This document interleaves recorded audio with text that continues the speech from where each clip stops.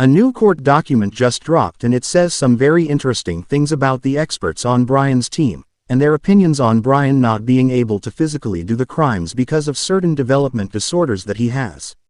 It also sheds some light on what seems pretty obvious, which is that there must have been more than one assailant. And finally, we get information about a possible cleanup of the house that we've all suspected went on during that 8 to 10 hours, when no one called 911. Crazy, interesting stuff ahead, so let's begin.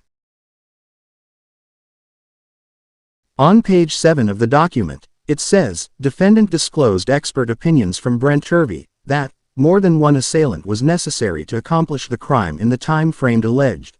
Specifically, he asserts that there is direct and indirect evidence that attempts were made by the suspects to clean up the crime scene after the homicides, which would have taken far longer than the time interval alleged by the state.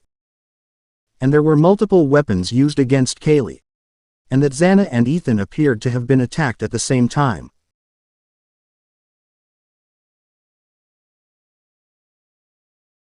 Defendant has also submitted evidence that he suffers from developmental coordination disorder, which has resulted in deficits in fine motor dexterity and visual motor function.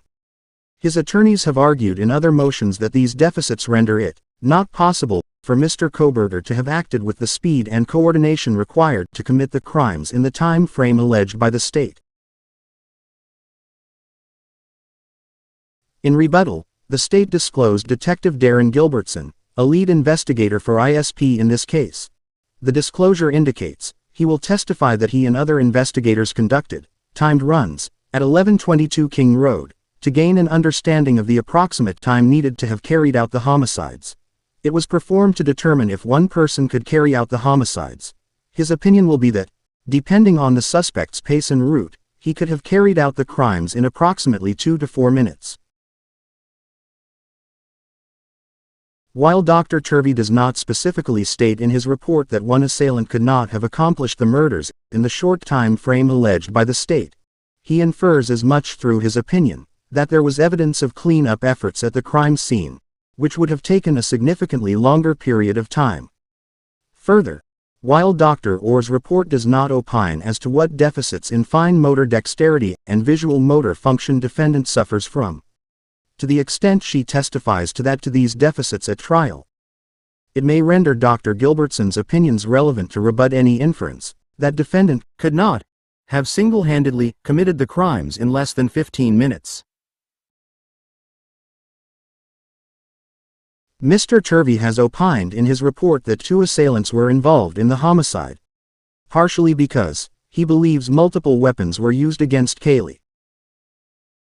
Inferred in his opinion is that one person would not have had the time or ability to use multiple weapons in the time frame alleged when faced with 2 victims. If Miss Mogan was intoxicated to the point of being unable to fight back, however, it would be possible for one suspect to incapacitate her, and then use multiple weapons in attacking Kaylee. After reading that, you already know how I feel on that 8 hours, and the probability of a cleanup, so I'm not really shocked, unfortunately. I just want to know if Dylan and Bethany were involved. Now the other parts were very interesting. Hearing about how Bryan has a developmental coordination disorder, that experts are saying, would keep him from being able to commit these crimes. I believe it is also called dyspraxia. It has also come out recently in another document that Bryan is on the autism spectrum and also has obsessive-compulsive disorder. Dyspraxia affects individuals of all ages, including adults, with difficulties in motor skills and coordination.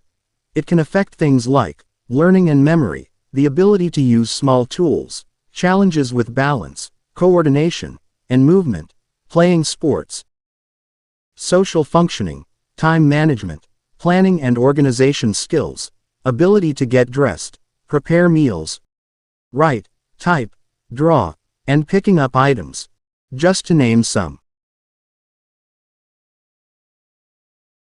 The most popular celebrity to have dyspraxia that we know of is Daniel Radcliffe. Mr. Harry Potter himself. Daniel has said it still affects him with things like tying his shoelaces. He apparently even worked some of the characteristics of his dyspraxia, like clumsiness, into his on-screen character. It will definitely be interesting to learn about how all of these things affect Bryan's day-to-day life, and the ability to do or not do something like this.